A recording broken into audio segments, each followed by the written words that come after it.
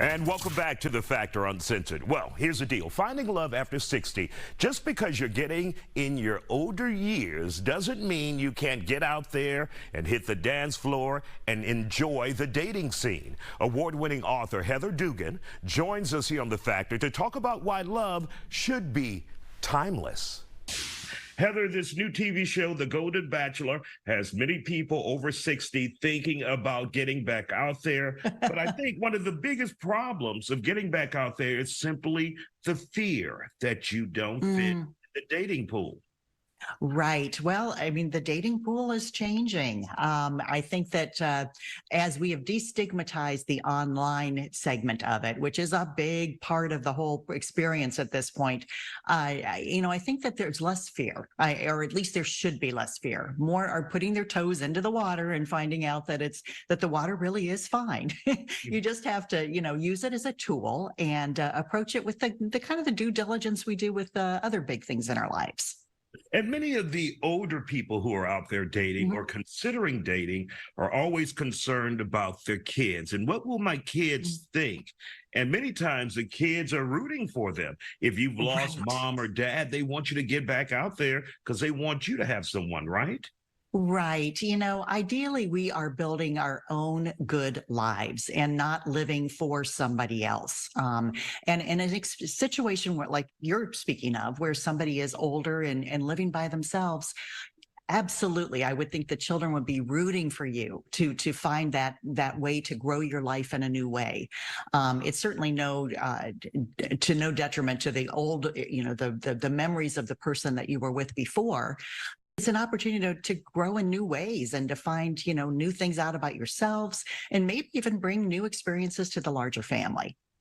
For those older Americans who are looking for the opportunity to date, what would be good resources for them? What should be some of the places or what are some of the places that they should go in order to meet people, whether it's what they're looking for, their age or not?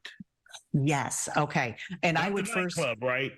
No, not anymore. No, I think that a lot of people is in older years, that just isn't the scene anymore for them. I mean, they may like live music, but maybe more outdoors and the festivals and that kind of thing.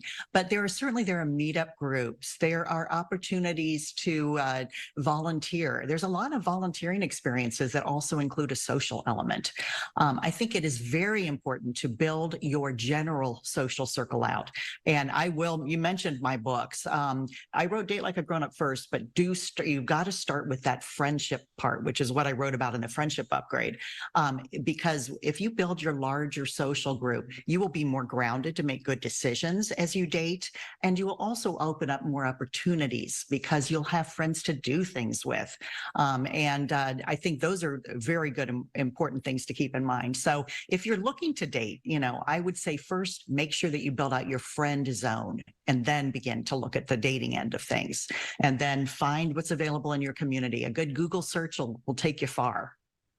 And what about those who may be widows and widowers and they feel obligated to their significant other or husband or wife who has passed and they just don't want to move on? Yeah, that's hard. I mean, a lot of people for a lot of different reasons will get stuck at a roadblock like that. They want what they once had and it isn't available to them, but it's hard to muster the energy to kind of lean forward into the next new thing. And I think you need to look at what comes next with the same kind of hopeful possibility as you did your previous relationship.